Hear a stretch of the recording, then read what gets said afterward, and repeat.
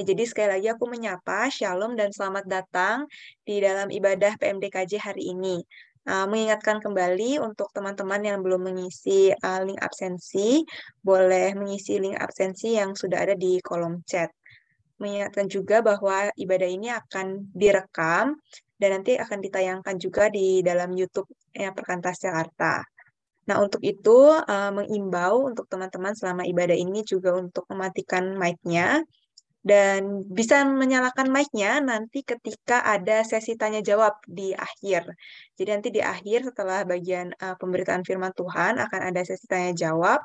Jadi teman-teman yang mungkin punya pertanyaan seputar masa-masa penantian ini nanti bisa ditanyakan langsung ke Kak Lydia setelah pemberitaan firman Tuhannya. Ya, jadi mari sama-sama persiapkan hati, kita akan memasuki ibadah di sore hari ini.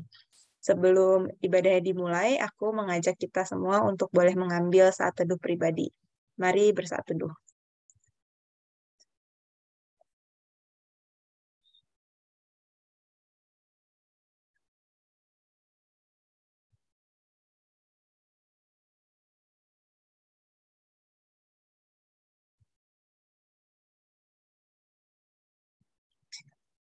Mari kita bersatu di dalam doa.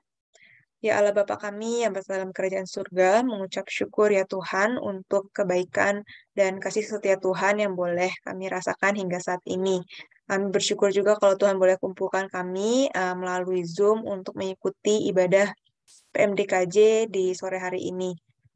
Kiranya Tuhan yang boleh memimpin ibadah kami, Tuhan yang boleh sertai baik daripada setiap pelayan-pelayan Tuhan, untuk kali dia yang akan membagikan firman Tuhan, maupun untuk setiap media yang kami gunakan, juga internet yang tersedia ya Tuhan. Berkati juga untuk teman-teman kami, kiranya mereka pun akhirnya juga boleh bergabung bersama-sama dengan kami, untuk boleh kembali beribadah bersama, merenungkan firman-Mu lagi, dan juga boleh bersekutu bersama sebagai rekan-rekan medis di dalam Tuhan. Kami mau menyerahkan ya Tuhan ibadah kami ke dalam tangan pengasihan-Mu, kiranya Tuhan yang boleh pimpin ibadah ini. Hanya dalam nama Tuhan Yesus Kristus kami berdoa. Amin. Ya, teman-teman, hari ini atau bahkan hari ini kita sudah memasuki pertengahan bulan Februari ya. Yang mana kalau bulan Februari itu biasanya identik nih dengan bulan kasih sayang. Banyak orang-orang yang menyatakan rasa cinta kasihnya. Terutama kemarin ya, di 14 Februari. Meskipun sebetulnya ya hari kasih sayang nggak cuma jatuh di 14 Februari ya, tapi setiap harinya. Nah, kita bersyukur kalau misalkan Allah masih menempatkan orang-orang yang mengasihi kita di sekitar kita. Tapi terlebih lagi kita bersyukur akan kasih terbesar yang sudah kita rasakan, yaitu kasih yang diberikan oleh Allah bagi kita melalui pengorbanan Yesus Kristus anaknya. Ya, memulai ibadah pada malam hari ini, aku mengajak teman-teman untuk menyanyikan suatu pujian besar setiamu untuk mengagungkan Allah. Mari kita menyanyikan besar setiamu.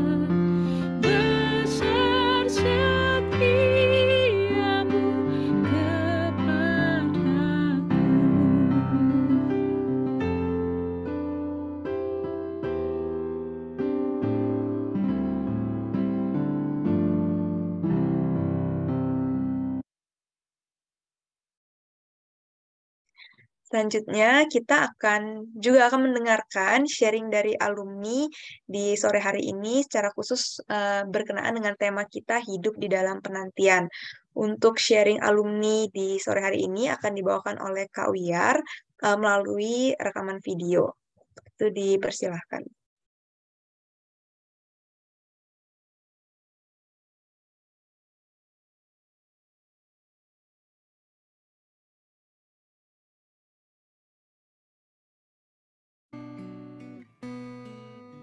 Shalom teman-teman, namaku Wiyar Anerani, aku alumni FKM UI angkatan 2009 dan saat ini aku bekerja di Rumah Sakit Jantung dan Pembuluh Darah Harapan Kita di Jakarta Barat.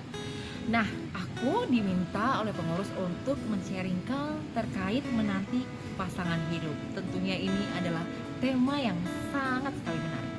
Nah, teman-teman, tidak bisa dipungkiri bahwa ketika di usia yang sudah kepala 3 itu menjadi suatu hal yang sangat mengkhawatirkan bagi aku pribadi ya, karena bisa jadi itu tekanan sosial, kemudian di lingkungan pekerjaan yang yang menanyakan kapan menikah, kemudian juga bahkan diri sendiri yang sudah punya target tentunya menikah di usia sekian-sekian tetapi tidak tercapai.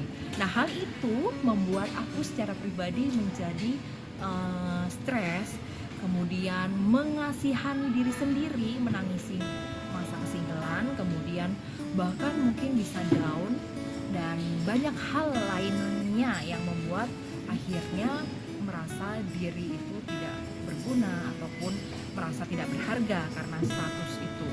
Nah, tapi puji Tuhannya dan syukur kepada Allah, Tuhan menolong aku untuk bisa melihat perspektif kesinggelan tersebut ya. Dan Tuhan menolong aku untuk bisa menikmati masa-masa single ini dengan terus berharap kepada Tuhan. Nah, di sini ada beberapa hal yang aku lakukan pada masa aku menantikan pasangan hidup. Di sini ada 4 hal. Yang pertama adalah fokus kepada Tuhan, mengenal Tuhan lebih dalam dan mengenal diri sendiri secara benar. Nah, fokus kepada Tuhan itu artinya fokusnya hanya kepada Tuhan, bukan kepada fokus kehidupan orang lain. Nah, bagaimana caranya agar tetap fokus kepada Tuhan? Yang pertama, bisa kita membaca beberapa buku gitu ya untuk memperdalam iman kita pada Tuhan, atau mungkin dalam kasus ini adalah menanti pasangan hidup, jadi membaca buku-buku misalnya seperti Not Yet Married karya Marshall Segal, kemudian Gus Edwards itu Kyle Edelman, di mana bisa mengenali idol-idol yang ada di dalam hidup kita. Kemudian juga di Emotional Healthy Woman itu karya Gary Scacero gitu, untuk bisa lebih memperdalam bagaimana emosi seorang wanita.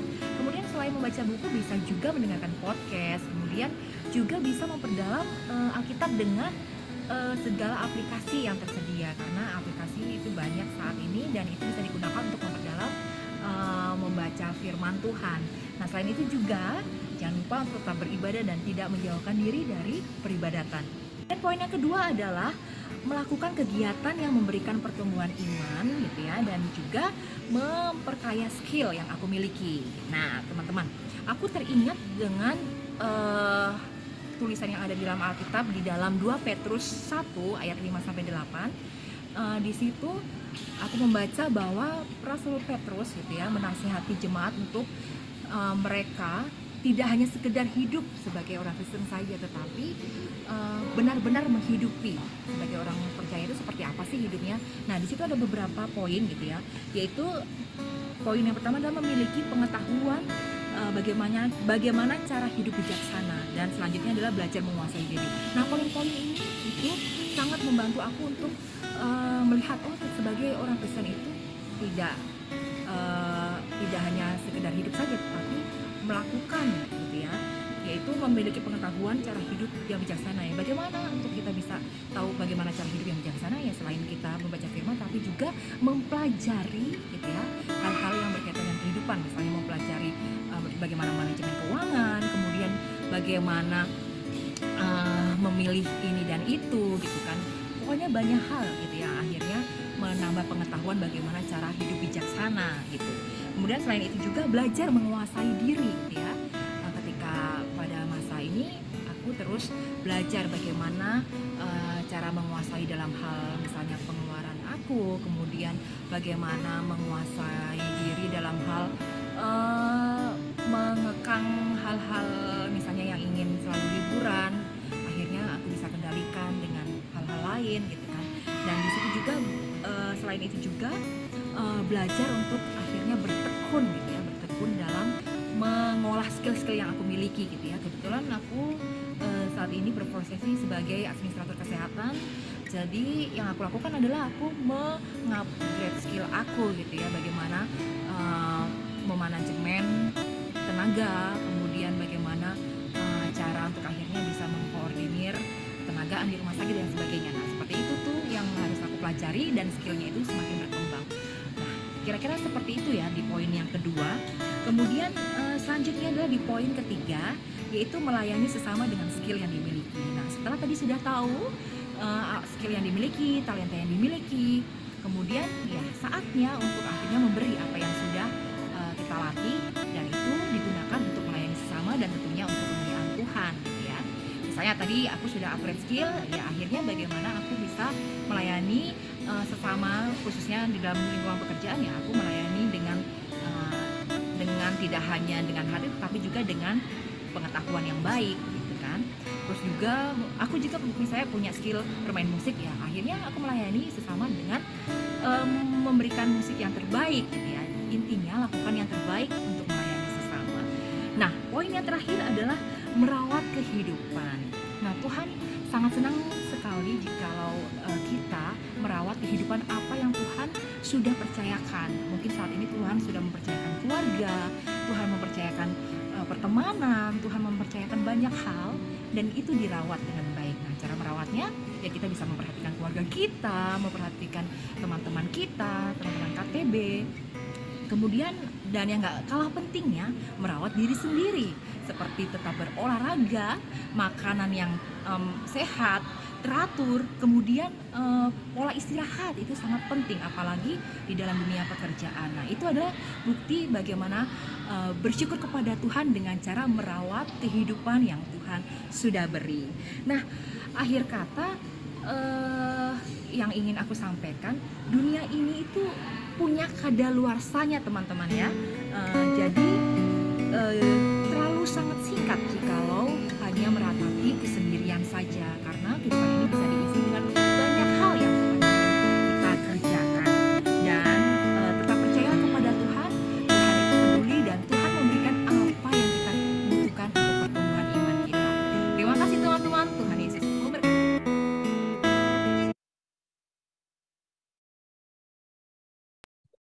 Ya, sharingnya sangat menarik ya teman-teman dari Kak Wiyar tadi.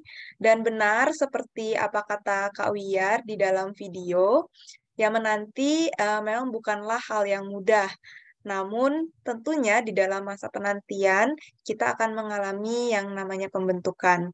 Nah, apa yang kita harus lakukan di dalam masa penantian ini, apa yang menjadi fokus kita, apa yang pembentukan apa yang Tuhan kehendaki di dalam hidup kita. Mari sama-sama kembali merenungkannya di dalam ibadah hari ini. Kita akan sama-sama mendengarkan firman Tuhan. Untuk itu mempersiapkan hati mendengarkan firman Tuhan. Mari pujikan May the mind of Christ my Savior.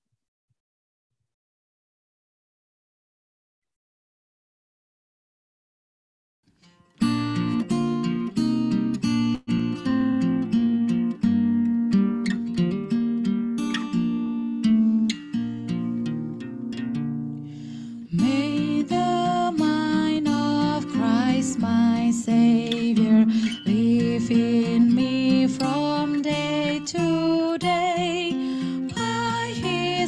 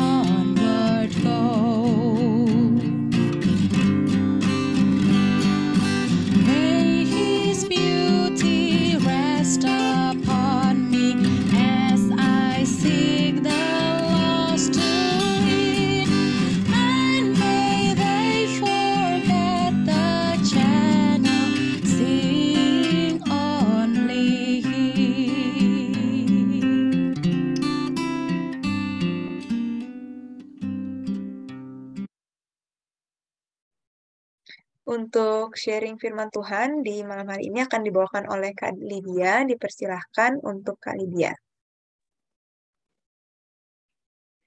Baik, selamat malam adik-adik semua. Selamat ketemu lagi. Saya nggak tahu lupa ya, mungkin tahun lalu terakhir di PMDKJ.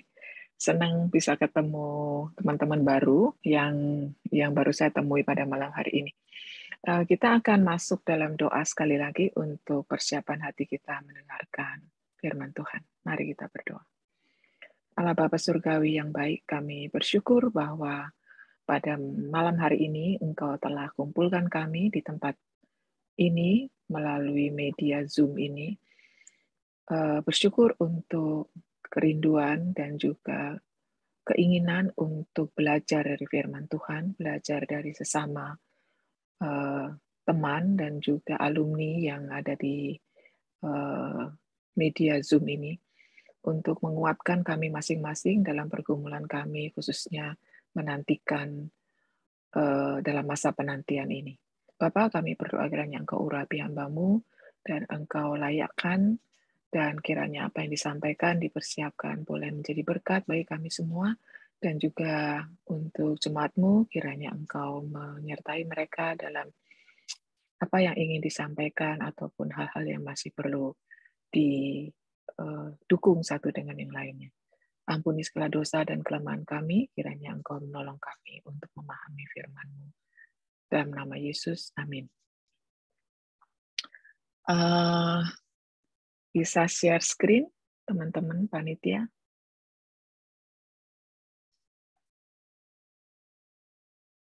Ya, jadi topik kita pada sore ini bicara tentang hidup dalam penantian.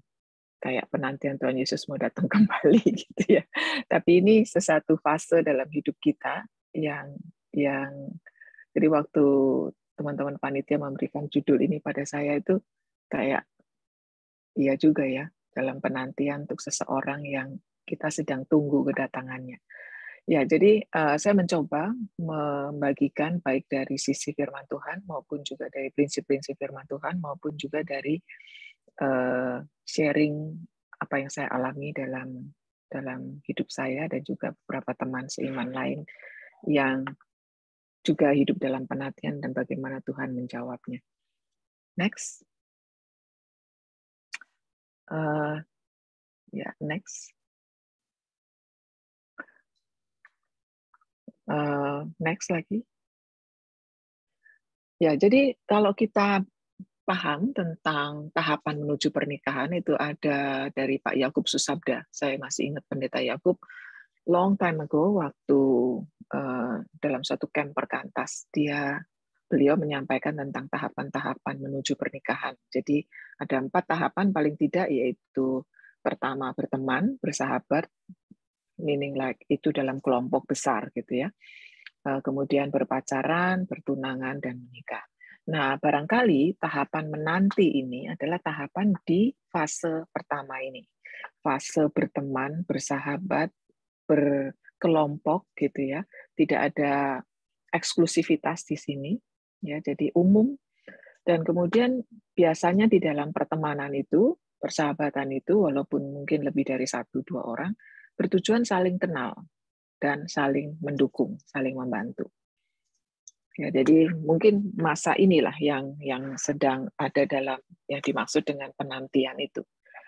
Next. Dan ketika kita menyadari bahwa kita sedang dalam penantian itu, kita diingatkan juga tentang motivasi dan tujuan pernikahan. Ya. Jadi paling tidak ada 3 hal yang saya bisa sampaikan di sini, yaitu melakukan kehendak Allah ya, melalui pernikahan, yaitu Missio Dei. Tentang ini kita bisa lihat dari Kejadian 1 ayat 28 tentang mandat sosial dan mandat spiritual dari Maleakhi 2 ayat 15. Kita akan baca dari Kejadian 1 ayat 28.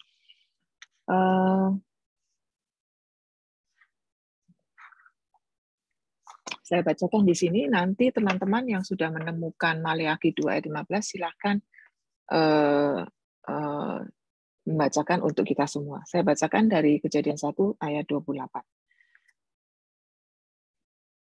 Allah memberkati mereka, lalu Allah berfirman kepada mereka, beranak cuculah dan bertambah banyak. Penuhilah bumi dan taklukkanlah itu. Berkuasalah atas ikan-ikan di laut dan burung-burung di udara dan atas segala binatang yang merayap di bumi. Jadi mandat sosial untuk bereproduksi, gitu ya.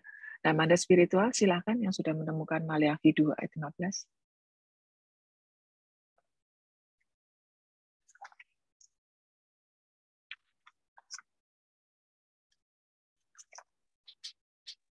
Iya, Kak. Maleakhi 2 ayat yang silakan. ke-15. Bukankah Allah yang Esa menjadikan mereka daging dan roh? Dan apakah yang dikehendaki kesatuan itu? Keturunan ilahi. Jadi jagalah dirimu, dan janganlah orang tidak setia terhadap istri dari masa mudanya. Ya, jadi keturunan ilahi. Jadi kalau kita lihat dari Kejadian 1 lebih dari sisi biologis atau dari sisi reproduksi secara biologis, beranak cucu gitu ya, secara fisik. Tapi esensi yang berikutnya adalah esensi spiritual, yaitu keturunan ilahi.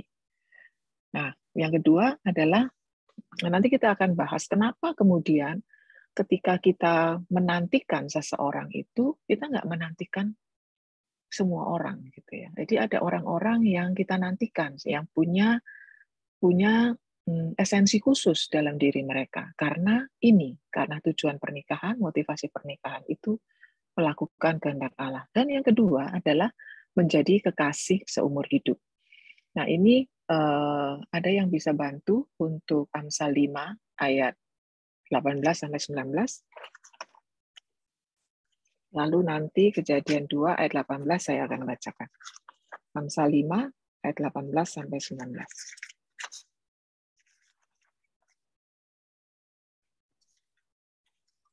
Amsal 5 ayat 18-19. Diberkatilah kiranya sendangmu, bersukacitalah dengan istri masa mudamu. Rusa yang manis, kijang yang jelita. Biarlah buah dadanya selalu memuaskan engkau, dan engkau senantiasa birahi karena cintanya. Ya, makasih. Jadi, oke, saya bacakan Kejadian 2 ayat 18 dulu ya. Kejadian 2 ayat 18.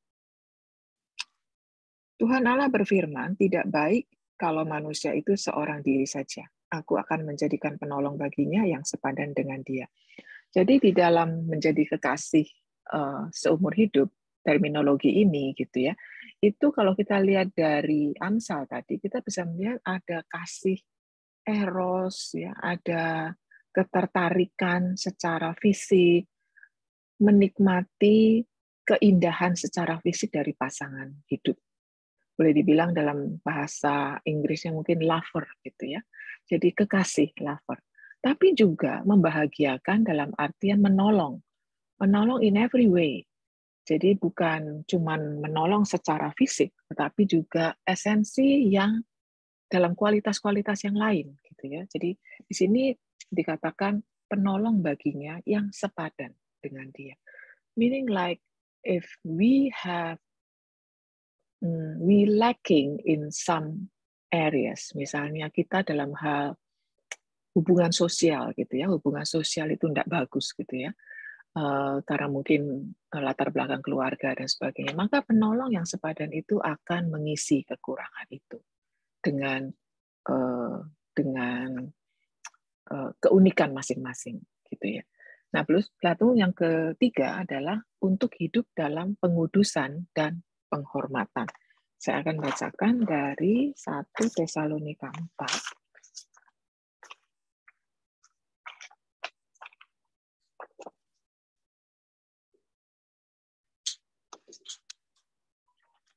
Tesalonika 4 ayat 3-7. 1 Tesalonika 4 ayat 3-7 dikatakan demikian. Karena inilah kehendak Allah, pengudusanmu, yaitu supaya kamu menjauhi percabulan, supaya kamu masing-masing mengambil seorang perempuan menjadi istrimu sendiri dan hidup di dalam pengudusan dan penghormatan. bukan di dalam keinginan hawa nafsu, seperti yang dibuat oleh orang-orang yang tidak mengenal Allah. Dan supaya dalam hal-hal ini orang jangan memperlakukan saudaranya dengan tidak baik atau memperdayakannya, karena Tuhan adalah pembalas dari semuanya ini. Seperti yang telah kami katakan dan tegaskan dahulu kepadamu, Allah memanggil kita bukan untuk melakukan apa yang cemar, melainkan apa yang kudus.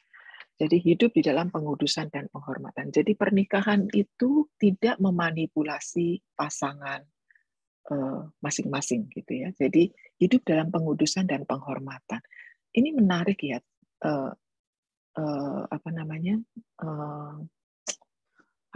statement ini gitu ya. Jadi ketika kita diminta untuk hidup dalam pernikahan dengan pengudusan dan penghormatan, menghormati pasangan, terlepas dari latar belakang pendidikannya, mungkin latar belakang pendidikan pasangan kita itu tidak match secara duniawi, ya misalnya yang satu lulusan apa, yang satu lulusan apa gitu.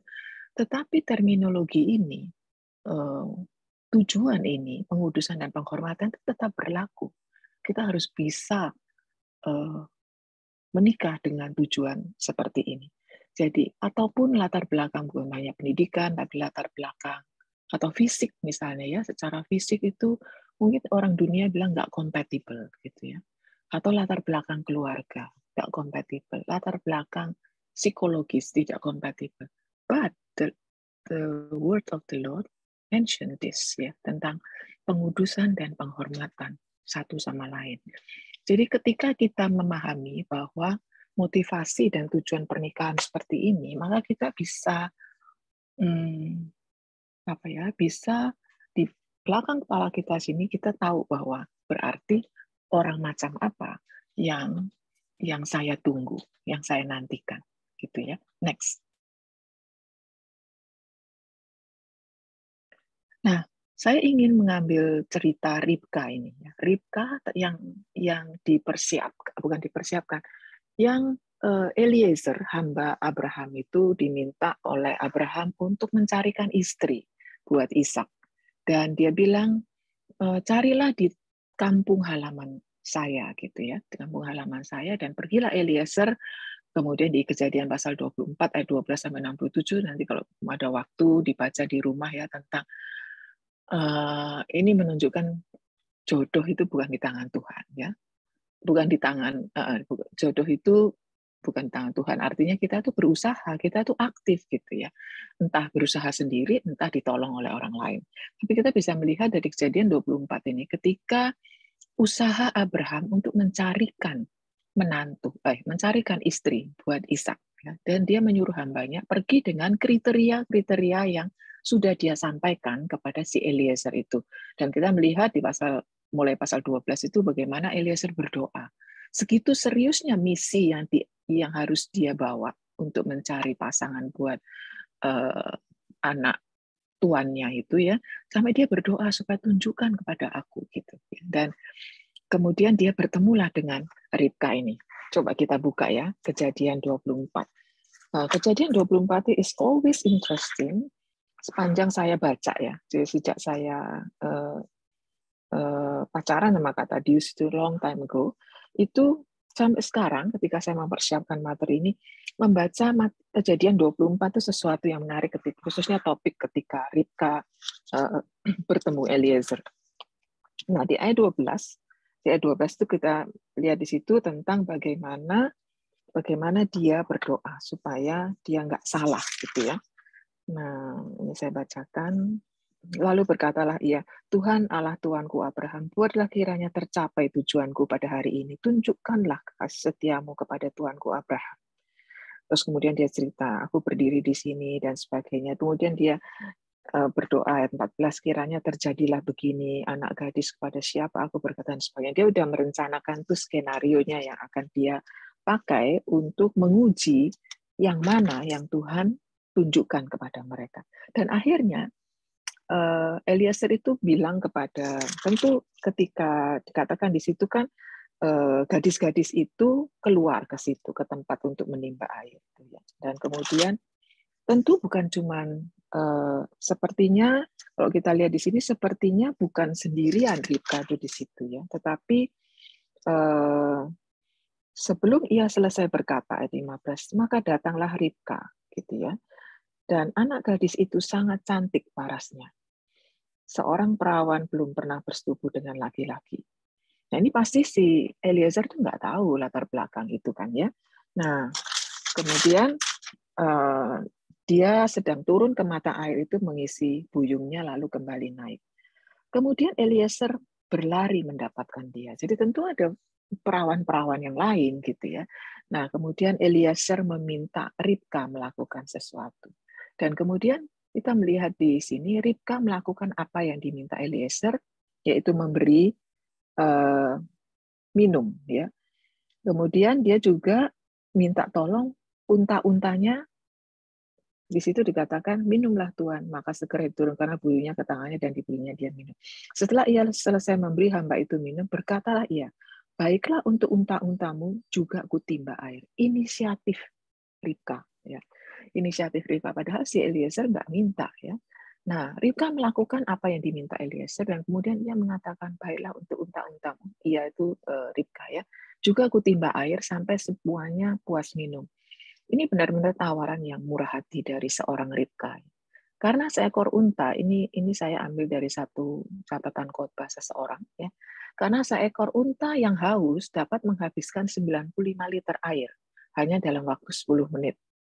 Tidak soal unta-unta Eliezer itu haus atau tidak, Ribka pasti mengetahui bahwa pelayanan yang ia tawarkan dilakukan tidaklah sederhana, tidak ringan. Jadi segera dituangnya air yang dibuyungnya itu dalam palungan, lalu berlarilah ia sekali lagi ke sumur untuk menimba air dan ditimbanya lah untuk semua unta orang itu, Eliezer itu. Jadi dari sini kita bisa lihat kualitas karakter maturity seorang Ribka gitu ya, ketika dia melakukan ini, dan itu yang dilihat oleh Eliezer hambanya itu. Dan kita tahu cerita selanjutnya, kemudian ditanya dia siapa dan sebagainya gitu ya. Itu kita bisa lihat step-step berikutnya bagaimana betul nggak salah gitu ya, si Ribka ini orang yang spesial dalam hal karakter dan latar belakang keluarganya. Next. Nah, ketika kita melihat Ribka ini, kan karakter, kepribadian, kebaikan hatinya yang dia menawarkan itu kan tidak terjadi, tidak dibentuk dalam 1-2 minggu, tapi seumur hidupnya, gitu ya. Sampai ketika dia ketemu Eliezer, she's like that. She's already that beautiful, that mature and charming dan sebagainya.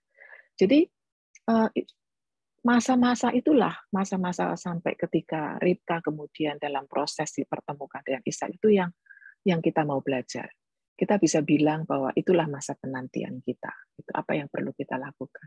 Nah, satu hal yang penting tadi masih berkaitan dengan tujuan pernikahan sebagai orang percaya, dan kemudian kita melihat bagaimana timing Ribka ketemu Eliezer untuk kemudian dipertemukan dengan Ishak. Kita melihat bahwa sebetulnya first thing first itu adalah tujuan hidup kita sendiri sebagai murid Kristus ya.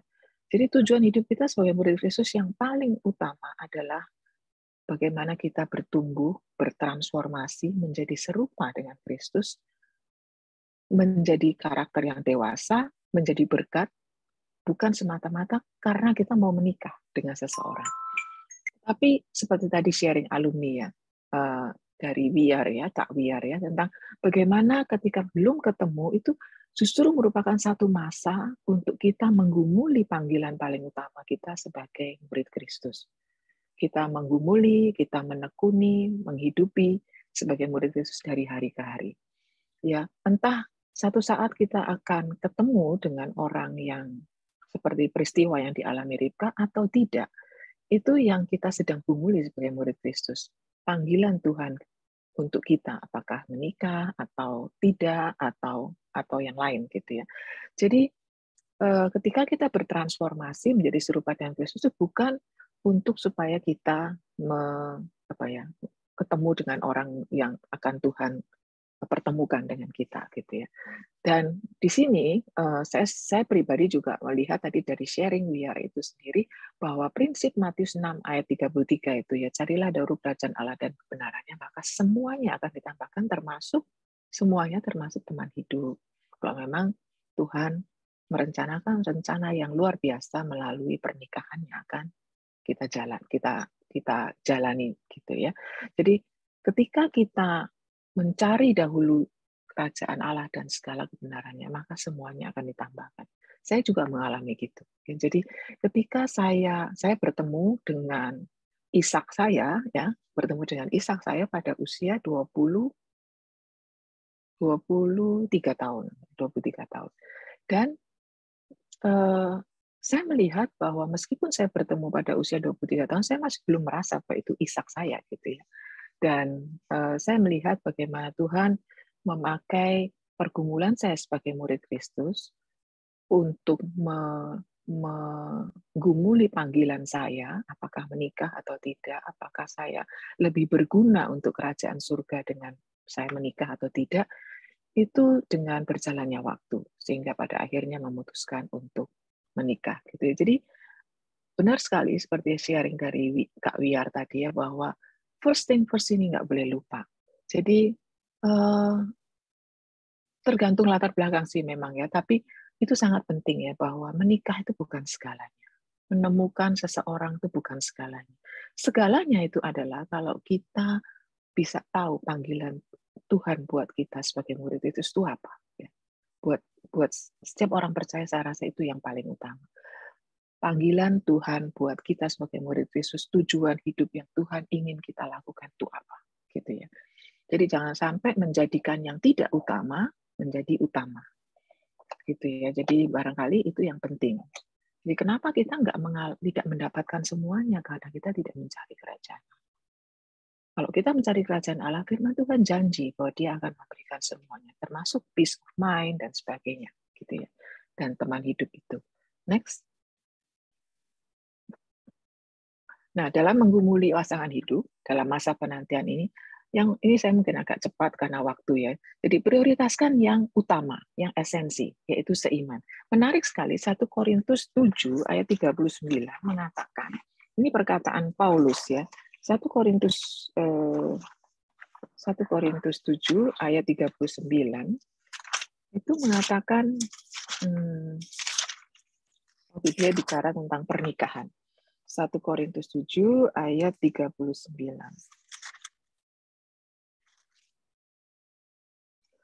Istri terikat selama suaminya hidup.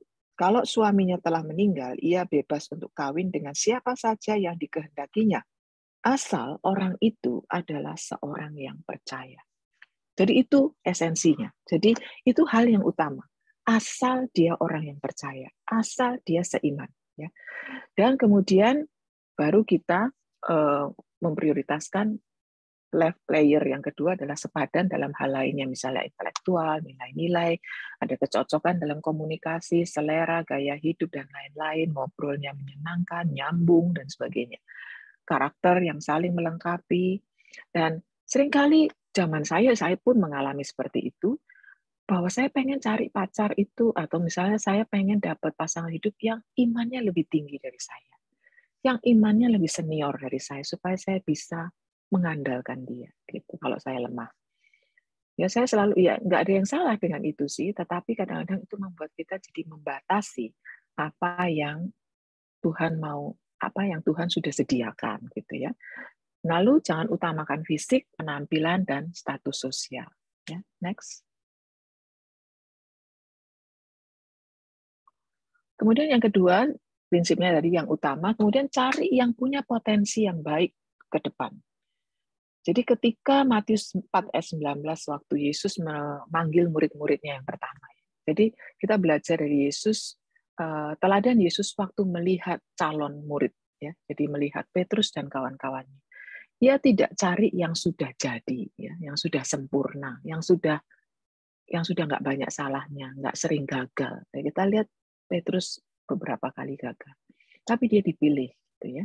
Jadi itu yang penting ya. Jadi kita bukan cari orang yang sudah jadi ya barangkali, tapi kita melihat bagaimana dia tulus, dia mau berubah, dia mau mendengar orang lain gitu ya. Dia rendah hati, mau belajar, dia orang yang takut akan Tuhan. Ya mungkin dia banyak kali jatuh, tapi dia orang yang takut akan Tuhan. Seperti Ruth. Seorang yang mau berubah ke arah yang lebih baik, tidak merasa dirinya lebih baik.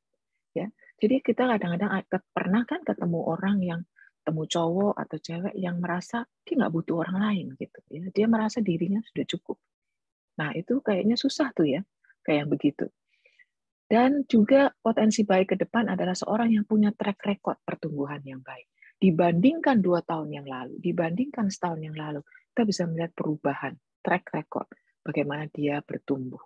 Ya, orang lain bisa melihat gitu ya. Ini yang disebut sebagai potensi yang baik ke depan. Next. Ini masih dalam fase berteman ya. Nah, hal-hal apa yang menghambat kita menemukan pasangan hidup? Next. Yaitu tentang konsep jodoh di tangan Tuhan ya. Kita belajar dari Ribka tadi ya tentang cerita Ribka. Nah, akibatnya kalau kita memahami jodoh di tangan Tuhan, jodoh itu takdir gitu, bukannya itu pemahaman dari saudara kita, agama yang seberang gitu ya. Nah, akibatnya apa kalau kita percaya jodoh di tangan Tuhan? Kita hanya berdoa dan menunggu jodohku. Ya. Jadi kalau konsep jodoh di tangan Tuhan itu kayak misalnya pertanyaan orang Saduki itu ya, yang tentang kalau ini suaminya mati, terus kemudian dia kawin lagi dengan adiknya dan sebagainya. Jadi sebetulnya siapa suaminya gitu ya. Nah, itu kan kita bisa lihat bahwa jodoh tidak di tangan Tuhan gitu ya. Jadi itu yang perlu kita samakan interpretasi tentang jodoh di tangan Tuhan. Terus kita bisa sangat pasif dan tidak berupaya menjadi pribadi yang menarik karena udah ditetapkan kok, udah predestined gitu ya misalnya. Udah ditetapkan kok Tuhan tuh saya nanti sama siapa gitu ya. Nah, kemudian juga kalau jika ada perbedaan, kita cepat menyimpulkan bahwa dia bukan jodoh saya. Soalnya kalau jodoh dari Tuhan pasti orangnya udah jadi tanda kutip gitu. Dia nggak mungkin kasih saya orang yang terus-menerus gagal, yang terus-menerus harus terus dibantu gitu ya. Nah, yang kedua, next. Khususnya wanita ya. Wanita tuh harus pasif ya. Jadi kalau ini sering menjadi hambatan. Jadi padahal kita tahu tidak semua pria itu aktif dan agresif, mengambil inisiatif. Enggak semua pria seperti itu. Ya kalau kita lihat Ishak itu ya, dia nggak berinisiatif, yang berinisiatif bapaknya gitu, Abraham. Yang dia lihat dia pengen dapat menantu yang baik buat Ishak gitu ya. Jadi mungkin Ishak itu juga bukan orang yang kolerik kali ya, yang berinisiatif dan aktif, agresif gitu ya. Dan tidak semua pria seperti itu. Aktif tidak harus agresif. Kalau kita aktif itu tidak berarti agresif. Terus ya cukup malu-maluin ya, minta belas kasihan untuk supaya kita diperhatikan, kita dikasihi, kita dideketin dan sebagainya gitu. Aktif bisa tetap elegan dan menarik. Ya, jadi ada aktif yang bergantung kepada kita sedemikian tanpa kita tuh norak gitu. Ya. Nah, jadi aktif itu tidak identik dengan agresivitas yang norak gitu, tapi bisa tetap elegan tanpa kehilangan jati diri kita. Coba kita lihat dengan Ruth ya, kasusnya Ruth. Siapa yang lebih aktif? Ruth kan sepertinya ya. Kan Boas itu tenang-tenang aja, dia tinggal tunggu Ruth datang gitu ya. Apakah di dalam hal ini Ruth kelihatan lebih rendah ya secara jati dirinya, self esteem-nya rendah? Kan tidak ya. Dikatakan Ruth itu lebih berharga dari 7 anak laki-laki. Jadi itu sesuatu yang kita perlu gumuli ya. Dan saya pikir masa penantian itu kita perlu merapikan ya konsep-konsep yang mungkin kita harus betulkan gitu ya. Next. Kemudian ini yang terakhir yaitu ekspektasi yang terlalu tinggi. Ekspektasi yang terlalu tinggi menghambat kita menemukan pasangan hidup yang tepat. Ya, dan itu menutup kesempatan bagi orang yang lebih tepat buat kita, tapi kita nggak lihat karena kita udah punya mindset ya bahwa kalau dari Tuhan atau yang cocok buat saya itu yang kayak begini gitu ya. Jadi sesuaikan ekspektasi kita dengan firman Tuhan yang 1 Korintus 7, asal dia orang yang percaya. gitu ya. Dan kemudian Kejadian 2 ayat 18 yang tadi kita baca sama-sama. Next. Nah, satu hal yang penting kalau dari semua ini kita tahu tentang motivasi, tujuan pernikahan, dan kemudian tujuan pernikahan itu adalah menghasilkan keturunan ilahi, bukan hanya bereproduksi, maka kita bisa melihat juga bahwa dalam hal pertemuan kita itu ada peran Allah dan peran kita. Peran Allah dalam hidup Ribka, mengerjakan dalam diri Ribka itu proses kematangan, maturity, kedewasaan sedemikian rupa sehingga dia punya karakter seperti itu ketika dia ketemu Ishak gitu. Dan peran kita adalah menyerahkan diri kita kepada Tuhan untuk dibentuk gitu ya, dibentuk. Dan peran manusia dan kita termasuk manusia itu adalah peran Abraham gitu ya, untuk mencarikan secara aktif mempertemukan si Ishak itu dengan orang yang barangkali cocok gitu ya. Dia udah punya kriterianya yang cocok seperti apa. Nah, jadi kita melihat di sini baik dalam diri Ribka maupun dalam diri kita adalah peran Allah adalah memberi hikmat, menolong kita jika perlu. Memberi hikmat, kayaknya orang ini potensinya nggak baik deh ke depan. Misalnya. Kayaknya dia bukan orang yang mau bertumbuh dalam Tuhan. Kayaknya dia bukan orang yang takut akan Tuhan. Gitu ya. Itu peran Allah. Peran kita adalah meningkatkan kualitas kita, meningkatkan karakter kita, kedewasaan kita, dan jangan lupa secara fisik kita juga harus merawat diri kita. Saya tertarik dengan sharing WR tadi mengatakan merawat diri, merawat kehidupan, merawat apa yang sudah Tuhan percayakan pada kita. Membuat kita menjadi lebih menarik, kita lebih sociable, kita lebih hangat kalau diajak bicara. Itu charming, itu enggak sesuatu yang tiap orang bisa. Sometimes ada orang-orang yang tidak lahir seperti itu. Kita tahu tentang temperamennya. Ada orang lahir memang dia lovely, dia enak gitu orang. Tapi ada orang berusaha setengah mati gitu untuk bisa hangat, untuk bisa kalau ngomong itu orang lain menikmati pembicaraan itu. Jadi itu kita perlu berusaha, itu peran kita. Next. Bagaimana kita bisa yakin? Apakah dia orang yang paling cocok? Bukan dicocok-cocokkan ya. Kalau ngobrol nyambung, saling melengkapi dari segi karakter, keahlian, pengetahuan, kelebihan, dan kelemahan. Next, saling menghargai, menghormati, dan percaya. This is very important. Di dalam pernikahan, kalau kita nggak belajar saling menghargai, menghormati, ngomong sopan, santun pada pasangan kita, it's not easy. Jadi kadang-kadang saya melihat di persekutuan ya, di perkantas kadang-kadang, aduh, cewek-cewek yang ngomongnya kasar banget. Terlalu direct gitu ya, atau terlalu gimana ya ngomongnya, saya nggak tahu gimana cara ngomongnya ya. Tapi, aduh itu cowok-cowok itu ya keder kali ya, atau wah enggak deh kalau kayak gitu ya. Jadi itu termasuk bagian dari proses pembentukannya. Kak, saya kan dari latar belakang keluarga yang begini, Kak, saya nggak bisa ngomong halus, nggak bisa ngomong pelan. Mau ngomong ya kayak gini nih, beledak-beleduk gitu ya. Nah, barangkali itu perlu dipoles. Kata firman, ada lagi mengatakan budi bahasaku dihaluskan roh gitu ya. Bahasa cinta itu ya. Jadi itu bisa ya, itu bagian dari proses yang bergantung pada peran kita. Bersedia nggak kita seperti itu? Nah, kemudian bagaimana bisa yakin adalah apakah kedua orang tua, keluarga kita, saudara-saudara seiman mendukung? Tubuh Kristus mendukung nggak saya sama dia? Adakah rasa damai dan yakin di hadapan Allah? Apakah kebersamaan saya dengan dia itu memberi pengaruh positif bagi kerohanian saya, pelayanan saya, dan pekerjaan saya? Gitu ya. Next.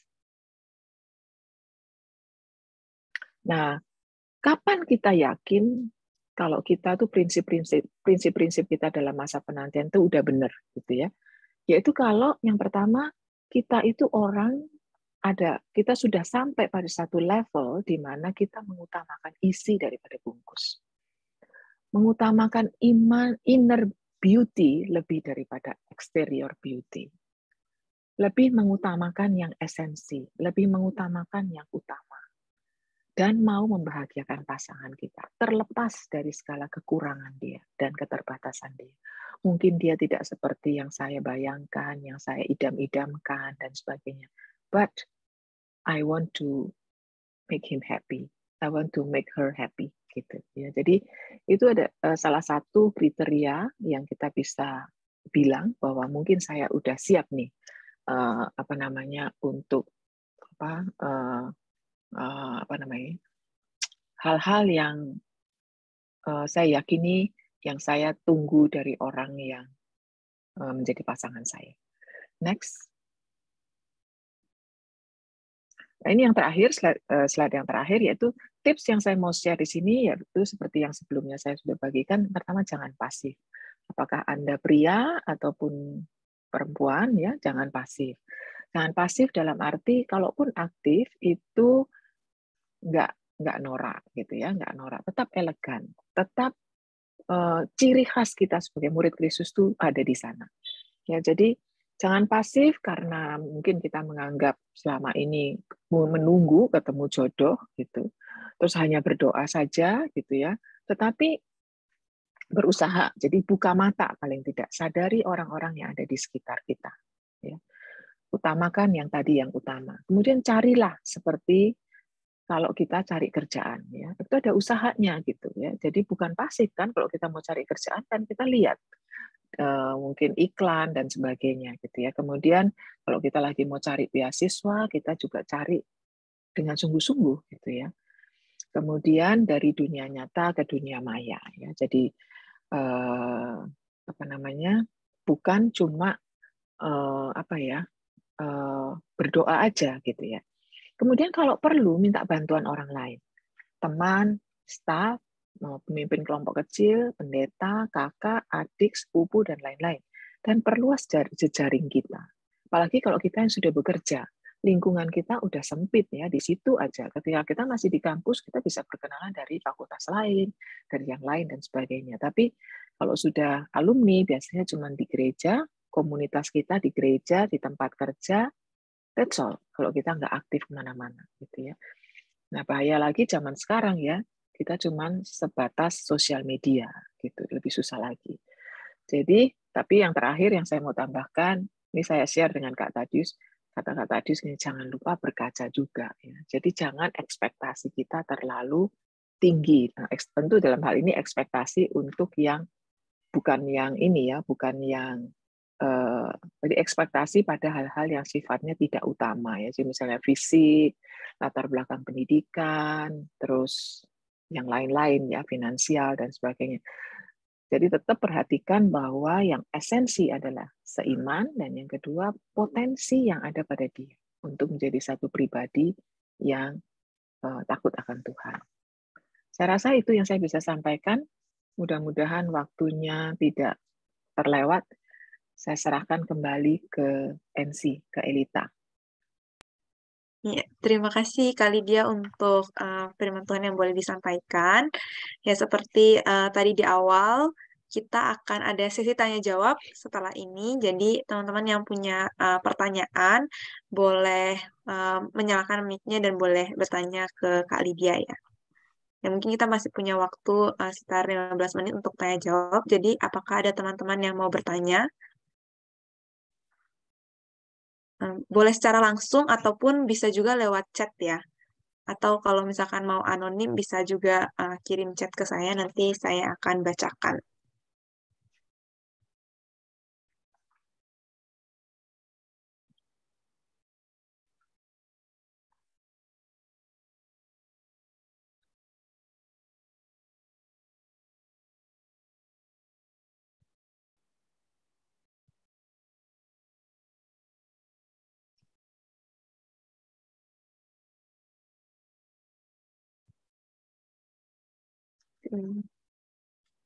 Iya, apakah ada pertanyaan dari teman-teman? Malam. Malam. Halo Kak Lydia. Malam. Oh, halo Dodi. Kaget aku baca tadi barusan di gereja nih. Saya lagi di gereja, terus ngeliat-ngeliat itu chat ternyata lo Kak Lydia, aku dengerin ah. Halo, apa kabar ini? Oh, baik, ya. Saya sih masih sharing aja sih ya. Ya kebetulan saya di dalam Oke. praktek sehari-hari sebagai dokter kandungan ini sebenarnya ada keprihatinan nih Kak Lydia. Jadi kalau saya ketemu sama pasien saya yang orang-orang Muslim, mereka tuh senang banget punya anak banyak, Mereka tuh kayaknya happy banget punya anak walaupun udah umur 35, 40. Sedangkan kalau saya ketemu sama orang-orang Kristen yang pinter, yang rohani, yang baik tuh kayaknya punya anak tuh susah banget gitu ya. Anaknya dibatasin 2, 1, nggak punya anak, menikah usia-usia 35, 30 ke atas. Sehingga memang saya selalu prihatin sih sebenarnya dengan hal ini gitu ya. Barangkali saya juga pernah sama pergumulan saya dengan Kak Lydia dulu waktu zaman-zaman saya ketika saya menganggap bahwa tidak menikah itu satu panggilan yang dalam tanda kutip lebih mulia, sehingga akhirnya kita mau hidup bagi Tuhan dalam hal ini. Tapi memang saya harus akui bahwa saat ini kita harusnya punya terobosan yang lebih kuat nih kali dia di perkantas. Ya mungkin lebih radikal gitu ya berkaitan dengan kebutuhan orang-orang Kristen yang hebat di masa depan. Saya selalu sedih kalau yang pasien saya yang orangnya miskin, ya nggak punya uang, ya anaknya 5, 6, gitu ya. Sedangkan kita butuh orang-orang beriman yang sungguh-sungguh, yang butuh anak yang banyak gitu loh. Jadi mungkin perlu dipikirin ya, nggak cuma sekedar esensi, tetapi realita. Karena saya juga melihat bahwa tadi yang disampaikan pertama mengenai tahapan-tahapan perpacaran, kalau menurut saya sih itu mungkin old fashion ya Pak. Karena saya lihat banyak juga teman saya yang menikah dijodohkan tuh ya happy-happy aja gitu loh kayaknya. Nggak pacaran, nggak ini. Jadi kayak mereka enjoy aja gitu. Kenapa nggak dibuatnya di perkumpulan perkantas di bagi-bagi aja 1, 2 udah suruh kumpul dulu sama-sama happy, siapa tahu daripada milih-milih macam tahu udah pasti bagus-bagus kan orang perkantas. Ya enggak, saya cuma Setuju ngasih Dodi. isi ya keprihatinan saya sih sama orang-orang perkantas ini. Makasih. Ya, saya sih ingin menanggapi ya. Jadi ini Dodi ini adik KTB ya. Jadi long time ago saya tuh happy banget sampai sekarang masih kontak dengan istrinya juga, Dr. Ida di Lampung. Dan ini apa yang disampaikan Dr. Dodi ini dia tidak bergeming ya. Jadi waktu mereka masih belum di Lampung itu Kak Dodi ini sudah ngomong sama saya. Mestinya orang-orang Kristen, anak-anak Tuhan di perkantas yang bagus-bagus itu anaknya banyak gitu loh Dok. Gitu loh Kak katanya gitu ya. Supaya ada keturunan ilahi tadi gitu ya. Dan itu sesuatu saya pikir sekarang itu sesuatu yang menjadi isu ya. Saya pikir barangkali perkantas atau PMDKJ di mana ini isinya dokter-dokter gitu ya, mahasiswa kedokteran itu perlu mengumulkan ini. Jadi in a way saya bersyukur ya topik ini hidup dalam penantian ini berarti kan ada orang-orang gitu ya Dodi, anak-anak Tuhan ini masih menunggu gitu, masih berharap untuk menikah gitu dan punya anak, punya keluarga. Sedangkan di luar sana di dunia sekuler ya saya banyak sekali ketemu anaknya kolega gitu yang dia nggak mau nikah gitu. Dia nyaman sekali hidup sendiri gitu. Nyaman sendiri dengan keberhasilan, achievement yang dia miliki gitu ya, dan bahkan kalaupun ada yang menikah nggak mau punya anak. Jadi ada banyak sekali teman-teman di lingkungan saya itu yang anaknya sekolah FK di UGM di mana gitu, ditanya udah koas ya, ditanya kok belum punya pacar Dek? Enggak, ngapain sih? Gitu. Aku masih mau sekolah ini, mau sekolah di luar negeri sebagainya. Jadi dan memang kalau saya baca di Google gitu ya, di internet itu di kota-kota besar seperti kayak nggak usah di barat ya, di kota besar di timur, di Korea, di Jepang, Singapura bahkan itu banyak sih wanita yang tidak menikah. Jadi banyak orang juga yang cowok-cowok juga nggak pengen menikah gitu. Ya aku nyaman dengan diriku, aku paling punya anjing aja untuk berbagi perasaan dan berbagi emosi gitu. Punya anjing, punya kucing atau pet yang aneh-aneh gitu ya. And then kalau bisa pet itu yang nggak perlu ngasih pendapat sama kita, misalnya iguana gitu kan nggak bisa kan ngasih apa-apa komentar. Kalau kayak anjing itu kan mesti dibawa keluar jalan dan itu membutuhkan effort kan dari kita. Kalau iguana kan enggak gitu kan. Jadi iguana atau kadal aneh gitu ya. Nah, itu kayak gitu tuh, itu di luar sana seperti itu, Dot. Jadi saya bersyukur sih di PMDK ada topik ini, berarti kan harapan Dodi dan saya nih untuk adik-adik kita nih punya keluarga itu masih besar gitu loh. Nah, sekarang gimana kita menolong? Terus yang kedua, saya setuju banget dengan Dr. Dodi ya, bahwa kita perlu yang sudah menikah khususnya ya, itu membantu adik-adik kita menciptakan komunitas mungkin atau dijodohin. Saya sudah pernah menjodohkan seseorang ya. Jadi Dokter Bella ya, Dokter Bella itu Iru kenalkan ya, Dokter Bella itu saya kenalin ke satu cowok sekarang jadi suaminya. Oh, saya sama Kak Tadius happy banget. Happy banget ketika mereka menikah. Itu sukacita sendiri gitu ya, Elita ya, untuk mempertemukan. Karena mereka tuh nggak mungkin ketemu sendiri gitu. Karena komunitasnya tuh nggak bisa bareng gitu. Kan yang satu bukan dokter juga kan.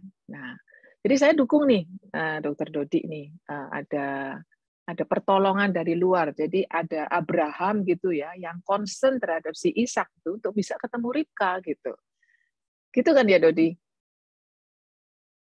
Iya, setuju. Hitung itu aja, hitung kacang aja, hitung kancing aja udah. Iya, ini teman-teman yang lain gimana nih? Yang bisa nggak ada yang share, yang sudah menikah nih? Saya lihat ada Iru, ada siapa lagi nih? Yang bisa share tentang mungkin ada usaha gitu ya, yang mesti usaha, nggak bisa pasif lah gitu, jangan pasif gitu. Silahkan kalau ada yang bertanya. Ya, terima kasih Kak Dia. Ya, menarik ya. Ya mungkin habis ini bisa dipikirkan ya untuk buat program selanjutnya bisa ada komunitasnya Ya gitu. haruslah ya ini Freddy dan sebagainya. Ada follow up deh, kita serius nih bantuin teman-teman gitu, Betul. baik yang cowok maupun yang cewek ya. Jadi Ya, betul. Ini kan sudah nggak ada PPKM kan, jadi coba dibikin apa ya? Dibikin apa ya? Kalau ke Lampung mah kejauhan, Dot. Oh, kejauhan ya. Iya. Tapi barangkali harus dipikirkan cukup kreatif lah. Kita harus kreatif untuk membantu. Kalau cuman ngomong aja gitu susah ya. Jadi saya ingat waktu saya menjodohkan ini, mempertemukan adik KTP sih sebetulnya Bella itu ya. She's already 38 ya, dia 38 kalau nggak salah, spesialis gitu. Dan yang cowoknya itu ya 40 lebih deh gitu. Dan wah itu unik banget itu karena yang satu temannya Kak Tadius, yang satu kan adik KTP saya. Jadi waktu Kak Tadius bilang ini kayaknya saya mau bantu nih si adik ini satu untuk punya pasangan yang baik gitu ya. Terus saya bilang kalau ini coba gimana kandidat ini gitu ya. Saya kenal gitu terus oh iya ya mungkin cocok ya. Dan ternyata mau gitu ya. Jadi adik KTB ini mau, yang sana juga mau. Kalau yang sana kan memang lagi nyari gitu ya, lagi menunggu, lagi mencari gitu cowoknya. Tapi saya dalam pengalaman juga pernah tuh ngalamin ada seseorang yang pengen saya bantu untuk dipertemukan, dia nggak mau. Dia nggak mau dan dia bahkan tersinggung gitu ya. Waduh, saya jadi nggak enak banget. Dan padahal ibunya tuh udah ngomong ke saya, tolong dong Lydia kalau ada anak yang baik untuk kenalin ke dia gitu supaya dia nggak sendirian gitu. Saya udah makin tua, ibunya bilang gitu ya. Tapi ketika saya kenalan terus dia bilang, oh ini mau jodohin saya ya gitu. Saya bilang loh nggak jodohin, ini buat kenalan aja gitu. Tapi dia nggak mau. Gitu. Jadi ya kita mesti siap nih juga sih kalau kita lagi ini mau usaha terus ada yang nggak mau, ya nggak apa-apa sih. Tapi kita berusaha. Mungkin ada yang lain. Terakhir kali dia mungkin saya ingatkan aja golden age ya, wanita usia reproduksi kan 20-30 tahun ya. Yes, kalau kita berhadap dengan keturunan-keturunan yang hebat, yang bagus, tentu kita juga pengen supaya anak-anak kita, keturunan kita lahir di usia-usia seperti itu. Saya rasa itu nggak boleh diabaikan juga. Saya statistik itu yang paling emas dan saya lihat kalau di usia ini kita masih belum punya terlalu banyak kita masih murni lah istilahnya ya. Jadi artinya kita masih melihat pasangan kita tuh apa adanya. Beda sekali ketika menikah di usia 40, 50 itu udah sulit sekali. Saya makin lama saya lihat makin orang makin usia itu makin sulit untuk menikah. Jadi saya rasa harus ada keterbukaan sih di antara orang PMDK yang terbuka gitu loh untuk ya kalaupun dijodohin sama kali dia ya. Karena usia mau saya kita cuma calon-calonnya saya enggak pernah ketemu ya gimana ini. Ya, mungkin harus sering Zoom ya. Tapi terus terang loh ada beberapa saya saya sampai pernah nanya itu ini benar nih ya. Jadi ada beberapa di pengurus PMDK atau bukan senior lah, maksudnya anggota yang baru bergabung PMDK tuh saya sampai nanya loh, yang itu udah ada yang punya belum ya gitu. Maksudnya mau saya kenalin gitu sama adik yang lain gitu, Dot. Jadi tapi mungkin perlu juga ya untuk apa namanya? Untuk adik-adik kita yang ya kalau saya sih udah terlalu jauh barangkali gap-nya ya, tapi mungkin kalau seumur-umur Iru, seumur-umur ya Sepri gitu ya, Bobby gitu, untuk ngenalin mungkin lebih enak kali ya, karena beda umurnya kan nggak jauh. Kalau saya sih udah ketahuan dari awal, nih Kak Lydia nih mau comblangin saya sama siapa gitu ya. Tapi ya itu perlu kerendahan hati ya, saya pikir untuk kita bisa kayak si Ishak gitu ya. Ishak itu cukup rendah hati untuk tahu-tahu hamba bapaknya yang Eliezer itu bawa gadis pulang ke rumahnya dia gitu. Jadi saya sengaja ambil contoh Ribka untuk menunjukkan bahwa itu perlu usaha gitu ya, perlu usaha dari kita maupun dari sekitar kita gitu. Ini ada chat yang menanyakan begini dari Dr. Suga ya. Dr. Suga ini juga teman lama nih, udah lama nggak ketemu nih, kabarnya gimana nih, anaknya udah gadis-gadis juga nih. Nah, Dr. Lydia, kalau wanita mulai pacaran usia 37 tahun, usia berapa sebaiknya menikah? Berapa sebaiknya lama pacaran? Kayaknya kalau udah 37 tahun jangan lama-lama ya pacarannya itu. Jadi bukan cuma karena usia biologis dalam arti reproduksi seperti Dr. Dodi bilang, tapi mungkin pengalaman saya dengan yang tadi yang saya comblangin itu, saya kenalkan paling setahun ya. Paling setahun. Pada umumnya mereka cukup tahu apa yang dicari dari pasangannya, karakter seperti apa, dan kemudian mereka cukup intens untuk ketemu. Dan setelah mereka yakin, mereka termasuk ya, mereka itu kan udah 38, jadi waktu itu ceweknya 38, dia udah tahu sih bahwa saya mungkin nggak punya anak gitu. Dan dia sebagai dokter, dia tahu bahwa saya nggak berharap. Dan dia menyampaikan itu, mendiskusikan itu kepada pasangannya. Pasangannya kan udah 45-an ya waktu itu. Jadi mereka pacaran sebentar, dan saya sih punya beberapa teman ya, cukup dekat, yang ya kayak gitu, ketemunya di atas 35, nggak terlalu lama pacarannya. 2 tahun tuh perasaan saya sih kok kayak kelamaan ya. Jadi yang penting tahu hal-hal yang esensi, apakah dia punya potensi untuk hal yang baik gitu ya, seperti yang saya sampaikan. 1 Korintus 7 kan mengatakan asal dia orang yang percaya. Jadi kita gali lebih dalam di situnya sih saya pikir. Jadi tentang berapa tahun sih nggak ada patokannya ya, Suga ya. Jadi yang penting dia tahu, dia kenal siapa yang akan berbagi hidup dengan dia. Itu sih barangkali. Mudah-mudahan menjawab. Lydia, thank you. Halo. Lagi kerja nih masih. Aduh, minta ampun deh. Masih di rumah sakit ya. Dokter Suga ini dokter spesialis patologi anatomi di Siloam Group kalau nggak salah ya. Bukan. Di Eka Hospital bukan. Premier bukan. Oh, I see. Ya. Udah pindah ya. Oke. Ya. Ada lagi yang mau bertanya atau komentar? Nggak tahu, saya kembalikan ke Elita. Iya, Kak. Ini kebetulan ada yang masuk ke saya, mungkin satu pertanyaan lagi kali ya, Kak. Iya. Sambil ini, ada yang bertanya, Kak, kalau misalkan gagal terus di dalam relasi, kadang suka bertanya, apakah bisa dijadikan momen untuk memikirkan apakah emang kehendak Tuhan dalam hidup saya itu untuk selibat. Itu bagaimana ya, Kak?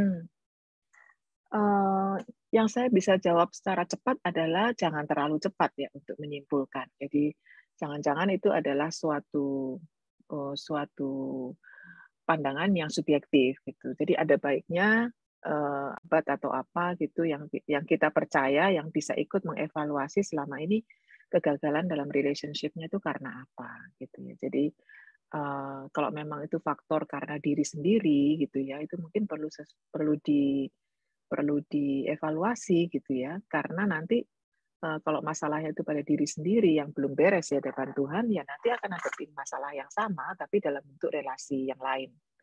Gitu ya. Jadi kan sering ya orang tuh, kalau ini orang dunia ya, orang sekuler suka ngomong begini, Elita, oh ya pantas ya dia tuh nggak nikah-nikah, memang orangnya aneh gitu kan. Jadi itu sesuatu yang tidak selalu benar gitu ya, tidak selalu benar, tapi barangkali ada benarnya gitu. Jadi mungkin konsepnya dalam hal menilai diri sendiri, menilai orang lain dan sebagainya itu perlu, kalau dia seorang yang percaya, perlu untuk ditinjau ulang gitu ya. Jadi apakah sudah benar gitu ya. Jangan-jangan itu subjektif. Jadi belum tentu itu kehendak Tuhan gitu ya. Tapi kalau dia misalnya mau berubah atau mau menjadi lebih baik, mungkin ya dia bisa bertemu dengan orang yang cocok gitu. Oke, terima kasih banyak kali dia buat Ya, jawabannya. terima kasih Elita. Terima Ya, kasih juga buat mungkin Dodi dan juga teman-teman yang sudah hadir, yang benar. meramaikan Suga. Ya. Oke. Ya mungkin karena keterbatasan waktu juga, jadi sesi tanya jawabnya ditutup. Mungkin ada closing statement atau take home message gitu Kak yang boleh disampaikan. Setelah itu boleh ditutup dengan doa untuk firman-Nya. Ya. Jadi take home message-nya seperti tadi gitu ya. Jadi yang pertama adalah utamakan yang utama. Jadi jangan mengutamakan yang tidak utama.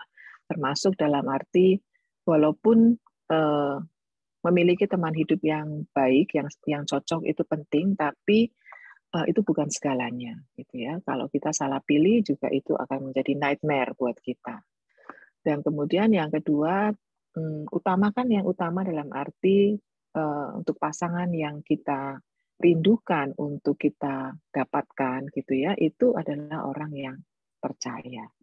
Jadi 1 Korintus 7 ayat 39 itu sesuatu yang penting. Jadi memang sih makin tinggi pendidikan kita, makin banyak umur kita, seperti kata Dr. Dodi tadi, itu lebih rumit gitu ya pemilihan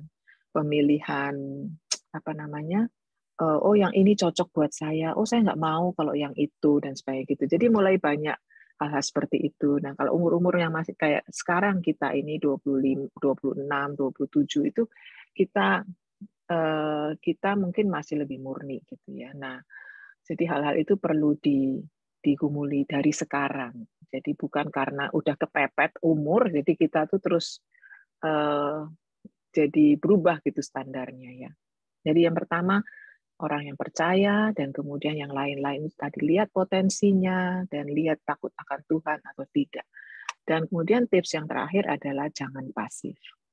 Jangan pasif dan rendah hatilah untuk menerima pertolongan orang kalau memang jangan-jangan memang Tuhan tuh kehendaki saya menikah loh sebetulnya, tapi karena saya ini punya konsep yang kurang pas gitu ya dalam arti jodoh di tangan Tuhan ataupun yang lain, kita perlu cukup rendah hati ketika ada orang yang mau membantu kita gitu ya. Paling itu aja sih. Jadi jangan lupa untuk terus bertumbuh sebagai murid Kristus, karena kalau kita bertumbuh sebagai murid Kristus, kita mendahulukan kerajaan Allah, ya maka Tuhan akan memberikan semuanya. Termasuk bukan hanya pasangan, tetapi juga keturunan yang baik. Itu saja. Kita akan tutup dalam doa. Mari kita satu dalam doa. Allah Bapa Surgawi, Engkau sungguh baik. Engkau adalah pencipta kami, dan Engkau mengenal kami dengan sangat baik.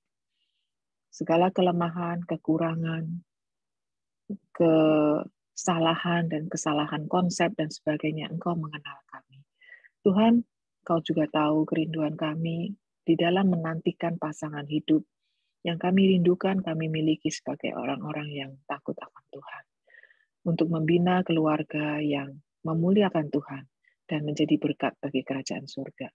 Bapa, kami berdoa kiranya apa yang sudah disampaikan, kami boleh, anak-anakmu boleh diperlengkapi, anak-anakmu boleh disemangati oleh firman-Mu dan oleh apa yang kami sudah sampaikan, dan biarlah itu mendorong mereka untuk lebih percaya kepada Tuhan, kreatif juga, dan melakukan hal-hal yang Tuhan kehendaki di dalam menggumuli panggilan untuk menikah dan berkeluarga.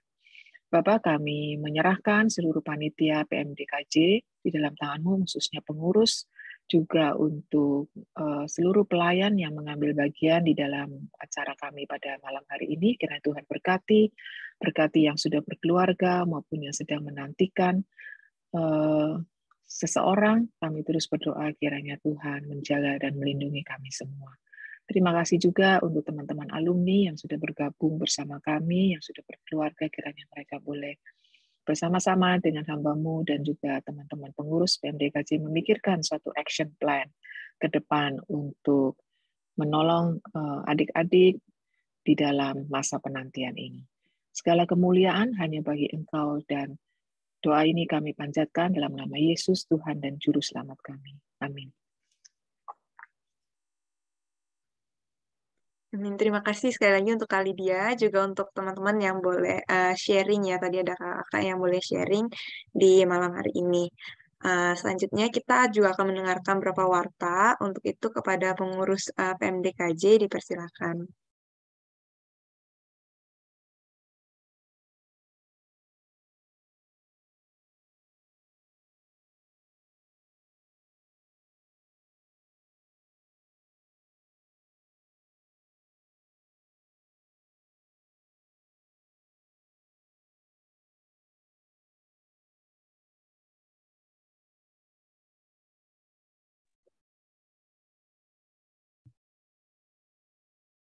Ya, shalom, selamat malam teman-teman sekalian. Bersyukur untuk ibadah di bulan Februari, ibadah PMDKJ di hari ini.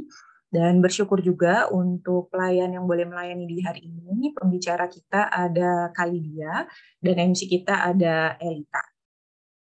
Kembali mengingatkan kepada teman-teman sekalian bahwa kehadiran PMDKJ dengan visi menghasilkan dokter dan dokter gigi yang memegang teguh identitasnya sebagai murid Kristus dalam mengerjakan panggilan Allah, lalu dengan misi, wadah pemuritan, dan pengutusan koas, profesi, dan alumni dalam mengerjakan panggilan Allah di dalam hidupnya. Ya, teman-teman, nanti akan ada pemberian persembahan. Teman-teman dapat memberikan persembahan melalui beberapa opsi berikut, bisa melalui rekening BCA ataupun melalui dompet digital. Nanti seluruh persembahan ini untuk pelayanan dalam PMDKJ berikutnya. Teman-teman yang mungkin kemarin sempat belum menyaksikan ibadah PMDKJ, teman-teman bisa menyaksikan ibadah PMDKJ yang sudah berlangsung di playlist PMDKJ di YouTube Perkantas Jakarta. Ya, kita akan masuk di dalam persekutuan doa. Mari kita satu di dalam doa.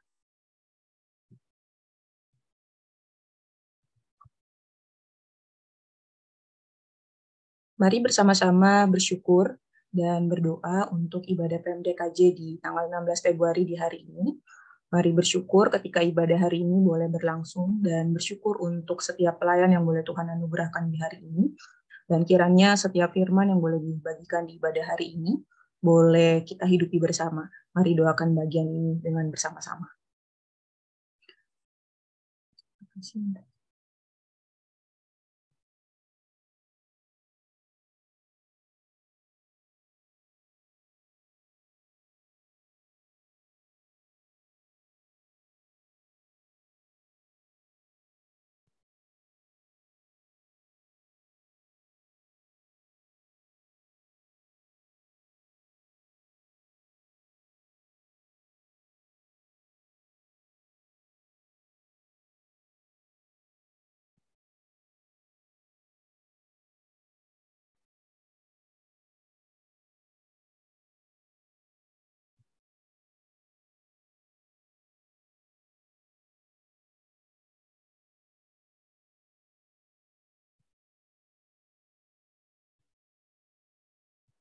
Mari mendoakan untuk pokok doa berikutnya.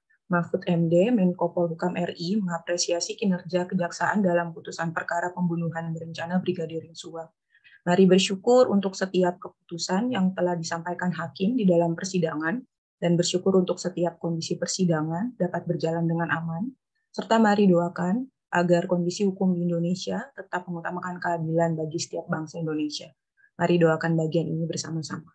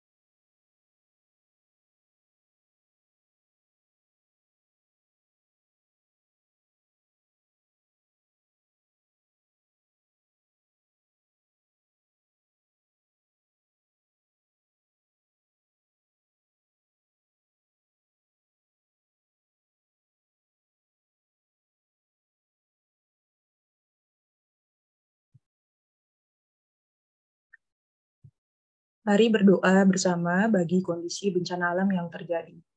Bagi yang pria, mari doakan gempa bumi magnitudo 5,4 mengguncang kota Jayapura pada Kamis tanggal 9 Februari. Mari doakan kiranya Tuhan Yesus memulihkan kondisi kerusakan yang terjadi dan memberikan penghiburan bagi setiap keluarga yang mengalami kedukaan serta kehilangan akibat gempa. Yang wanita, mari doakan kondisi gempa bumi yang menimpa Turki dan Suriah pada tanggal 6 Februari. Korban tewas mencapai 33.000 orang. Mari doakan Tuhan Yesus memulihkan kondisi akibat gempa yang terjadi dan doakan setiap bantuan yang diberikan boleh tersalurkan dengan tepat. Mari berdoa bersama-sama.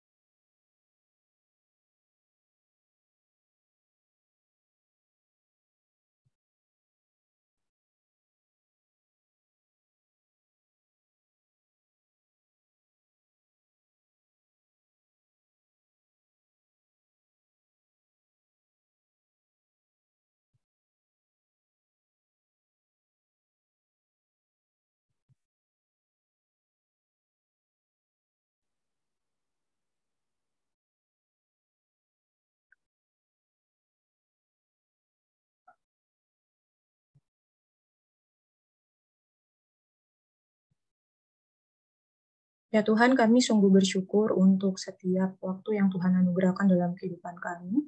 Kami bersyukur ya Tuhan untuk ibadah PMDKJ yang boleh berlangsung di bulan ini. Kami bersyukur untuk Tuhan yang boleh terus rindu kami bertumbuh ya Tuhan. Kami meminta kiranya hati kami boleh terus dekat kepada Tuhan, dan kami boleh terus menikmati ibadah, sehingga kami boleh terus bertumbuh di dalam-Mu ya Tuhan. Kami menyerahkan waktu ibadah ke depan ya Tuhan, karena Tuhan yang boleh terus memimpin dan menyertai. Di dalam nama Tuhan Yesus Kristus, Allah yang hidup, Bapa yang setia memelihara kehidupan kami menyerahkan doa ini. Amin. Saya kembalikan kepada Elita. Terima kasih Kak Ina untuk wartanya. Ya, teman-teman, kita sudah mendengarkan bagian firman Tuhan tadi, dan boleh diingatkan bahwa yang terpenting adalah misi kita dalam dunia ini sebagai murid Kristus, gitu ya. Saya pernah membaca, Saint Augustine juga pernah berkata bahwa to fall in love with God is the greatest romance. Maka dari itu, khususnya kita yang masih dalam masa penantian ini, mari terus mendekatkan diri kepada Allah. Bukan sekedar mencari Dia yang terbaik, tapi juga mempersiapkan diri kita untuk menjadi yang terbaik. Meresponi bagian firman Tuhan, dan juga kita akan memberikan persembahan. Mari kita menyanyikan pujian Ajarku Berdiam.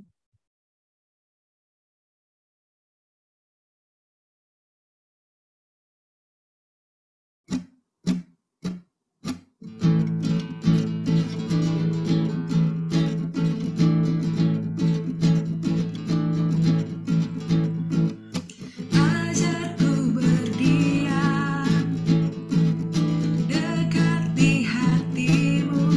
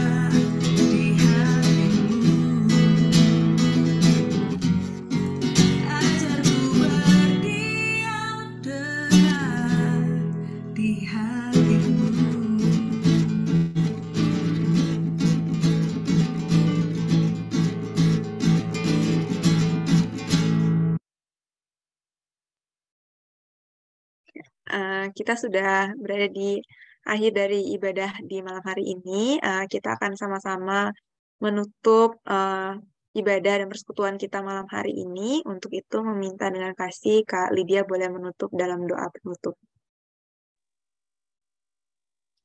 Baik, mari kita satu dalam doa. Bapa yang baik, terima kasih untuk ibadah pada malam hari ini dari awal hingga pada saat ini. Terima kasih untuk anak-anak-Mu yang sudah hadir mengambil bagian dalam ibadah ini, baik sebagai pelayan maupun sebagai jemaat. Kami juga bersyukur untuk sharing dari teman-teman kami dan juga terima kasih juga untuk kami diberi kesempatan untuk berikan persembahan. Kiranya Tuhan berkati persembahan ini, kuduskan untuk menjadi berkat bagi pelayanan PMDKJ dan juga kebutuhan kerajaan-Mu di depan. Bapa, kami berdoa untuk berkat-Mu bagi setiap anak-anak-Mu, bagi setiap jemaat-Mu yang hadir dan yang sudah leave barangkali, kiranya Tuhan menyertai di dalam menyelesaikan hari ini dengan segala aktivitas yang masih harus dilakukan. Tuhan sertai kesehatan kami masing-masing, keluarga kami, dan juga komitmen kami baik dalam pelayanan, pekerjaan, maupun studi, dan juga hal-hal yang lain. Terima kasih ya Bapak, kami mau menyerahkan seluruh doa kami dalam nama Yesus, Tuhan dan Gembala kami yang baik. Amin.